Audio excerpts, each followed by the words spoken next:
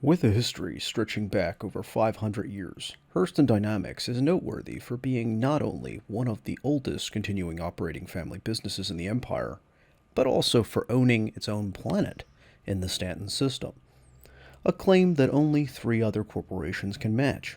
Tracing its lineage through 15 generations of Hurstons, the company made its fortune as an arms manufacturer, selling a wide range of weapons to the military and, more recently, to civilians.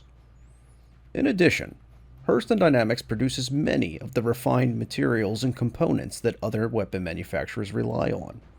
The saying goes that every time a shot is fired in the Empire, there is a good chance a Hurston is behind it. Even with centuries of recorded history, current CEO, Colonel Gavin E. Hurston, likes to claim that his family can actually trace its heritage back further to an 11th century weaponsmith renowned for forging swords of all things. He even goes so far as proudly decorating his office with priceless relics from this era. However, most historians agree that the Hurston family as we know it got its start in the 25th century with a company patriarch, Solomon Hurston. In 2438, humanity made contact with an alien species for the first time.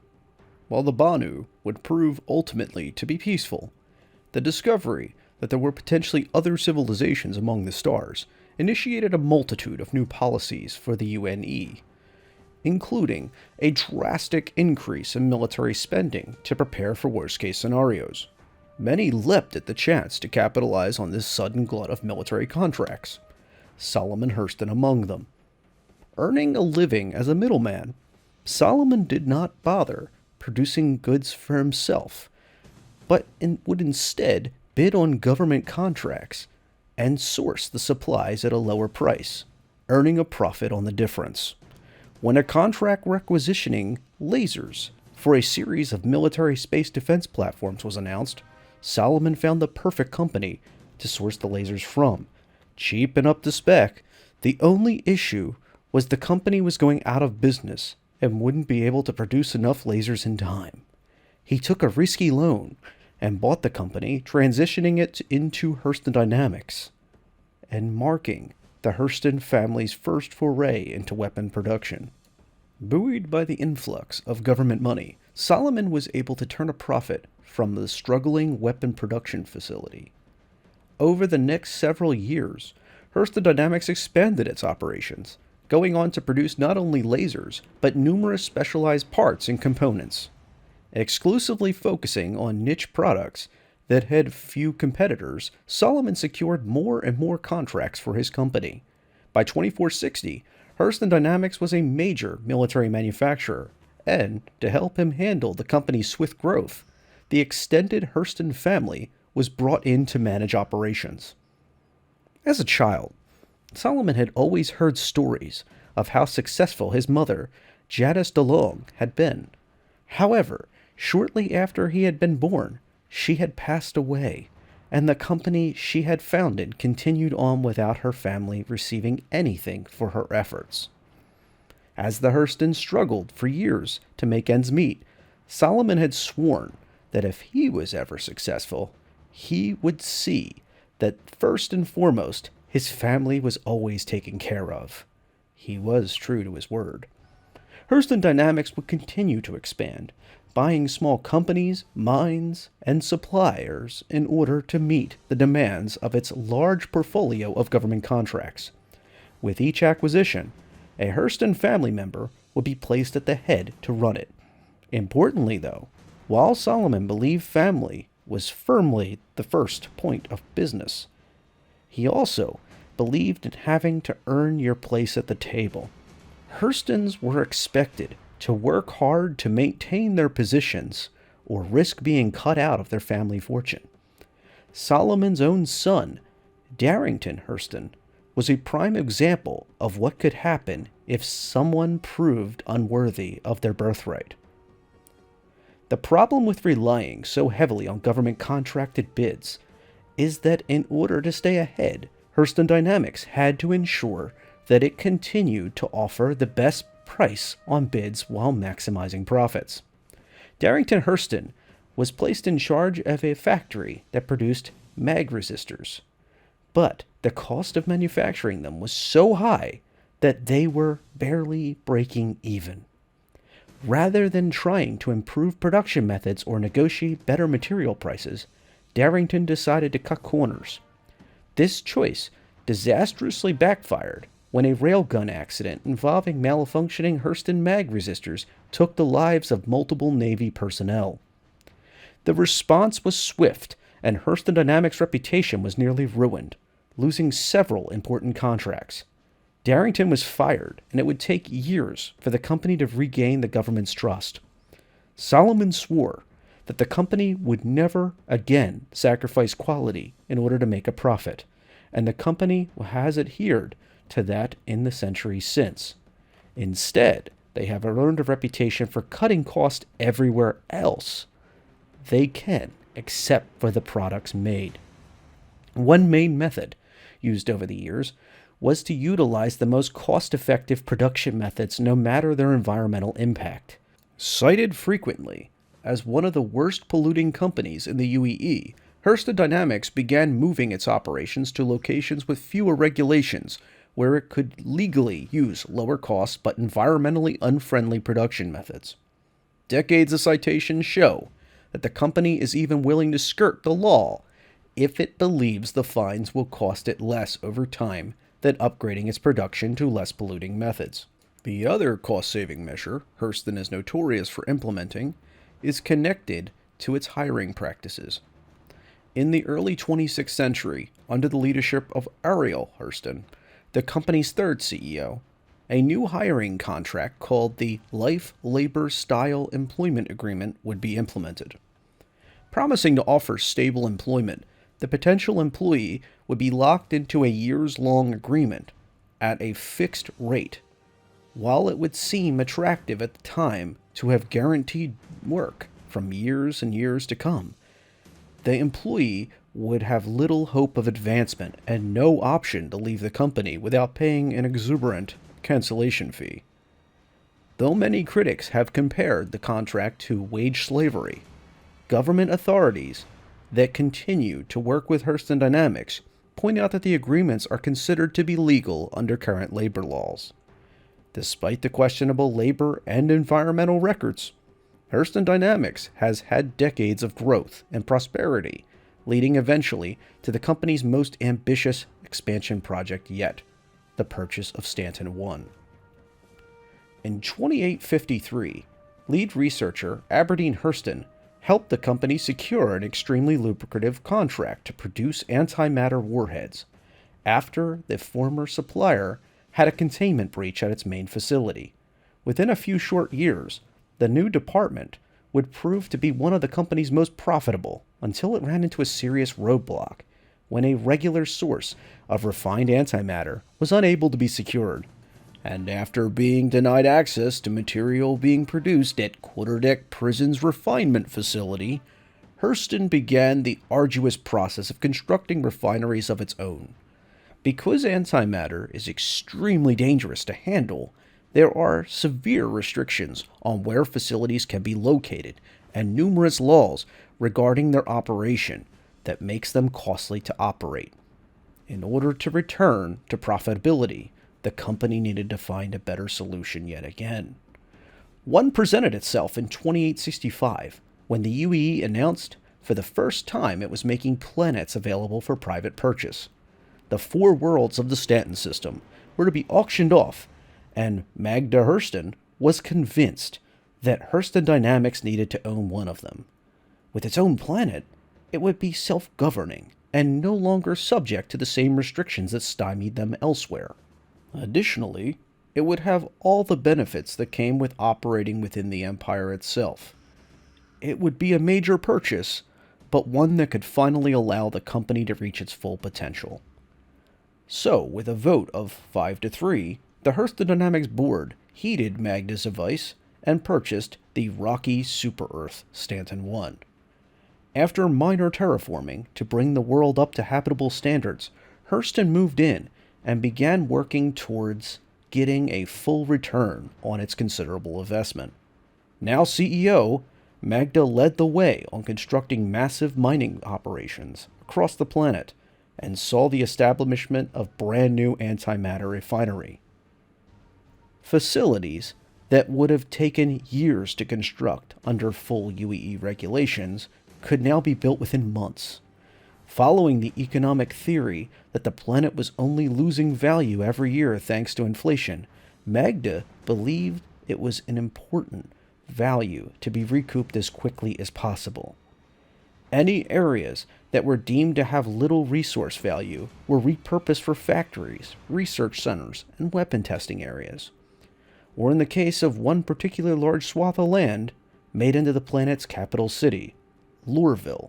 The urban sprawl of the city's hubs and production facilities houses almost all of the planet's population and workforce, with the massive Hurston Dynamics central tower overlooking it, all as a monument to the family's legacy. Though only a few short decades of owning the planet, the company's impact on the planet overall can already be seen. Environmental activists are protesting the pollution spreading across much of the surface, while labor activists protest the conditions under which Hurston employees toil.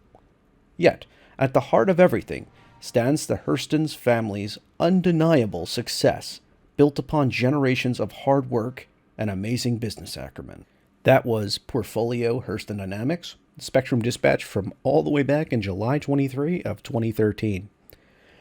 Thank you for sticking around for this one. If you haven't already subscribed, please do so. To my long-time subscribers, thank you for being here. In this lore one, I thought this was a fun one to pick because we're looking at Lorville 2.0 kind of coming down the pipeline. We've seen some hints of it. I think of Maria Full of Grace, the hospital in Lorville, as like the vision of what Hurston Dynamics is going to start looking like as the work is continued on Lorville. And that's the positive side. And then obviously you hear about the mistreatment of the workers, the environmental impacts, and you can point to the people walking around with bags on their heads to try to get some type of relief from the horrible conditions, and pipes with interesting material flowing out of them directly out of the habs as you come out into the main squares of the city. It's a really fascinating place, a very utilitarian city. And it certainly is vastly different, both in the level of the Hurston family, Hurston Dynamics in general, and the family specifically, their firm grip over every single thing that happens in the area. A good example of setting the tone, aside from those things I cited, is the lack of using small arms in that area. So yes, you're in an armistice zone, but you can't even purchase small arms on the surface of Hurston. And it's a really interesting side effect that the corporate policy has set the tone. Whereas if you go to Orison, you can go to a convenience store that sells shotguns right next to the energy drinks, so and stuffed animals and nice souvenir T-shirts. So it really sets the tone for the differences in the different capital cities or major planetary landing locations, as CIG often cites them. If you're interested in more about Lorville, go there. It's a safe city. It's not, no matter how it's presented, it is an armistice zone. Other players can't mess with you. Aim for the Teza spaceport, which is right in front of the main tower as you load up the city. Go to where the big written text says Teza spaceport, request to land like normal, and go explore it. I would not recommend making it your home world right now if you're new. You would want to make your home world Microtech, because that's where IAE is going to be scheduled this year. So you're going to want all your stuff there and be able to set up. And that's quite a long ways if you only have a small ship. You need midpoints or get a friend. There's solutions, but it'd be less than ideal unless you have a medium-sized ship or bigger to get all the way out to Microtech and explore New Babbage and the IAE space in the convention center. And back to Lorville. Yeah, it's a fascinating place. Lorville 2.0 is coming down the line. I'm excited about it. I think that Lorville also represents a little bit of the honest side of what we'll see in other systems. So you're going to have a lot of exposed industrial areas right next to habitation. We've seen that at the small outposts that are already in game, the NPC outposts that are already in game, where out of necessity or out of corporate greed, in the case of Hurston Dynamics, and cutting corners, in the case of Hurston Dynamics, you will have to deal with these toxic materials right next to where you live. And HD is obviously, they could fix a lot of the problems, and they can certainly make conditions for workers better and the contracts fairer, but they won't. And you can choose to not like them for that. Honestly, that's very fair. But that they are what they are, and it is pretty fascinating. If you go to the Central Business District in Hurston, sorry, Loreville on Hurston, if you go to the CBD, you go in there, you will be shocked at how beautiful it is. Everything has like this gold or fool's gold effect on it. Huge statue that overlooks you. That's huge. You can see the Hurston family in gilded frames and Constantine Hurston's office. For those of you that heeded my words and checked out the Division series, I played him on the voiceovers, if you're wondering, if you didn't make it to the credits. It's a fascinating place. And the family is fascinating in just how, like, two thoughts they have. Like, oh, we're hard, like how this ended, for example, in this story on the portfolio. Hard work and amazing business acumen, but on the backs of how many people? How many people had to suffer? I'll include in the cards here, but there's a really good other lore post called The Payout I did a long time ago that details a lot of like the very mundane businesses and marketplaces that are in Hurston where people are grateful just to have food available. Not fancy food, just food. Because the part of Hurston that we're in, when we're in specifically Loreville, the capital, is actually a pretty nice area. There is far worse parts of Loreville, and that's basically the deal. One other interesting thing is that Loreville was kind of envisioned to be like the first city, and it kind of just became the city. So I would be curious if over time, if HD basically starts developing other small towns and outposts outside of Loreville.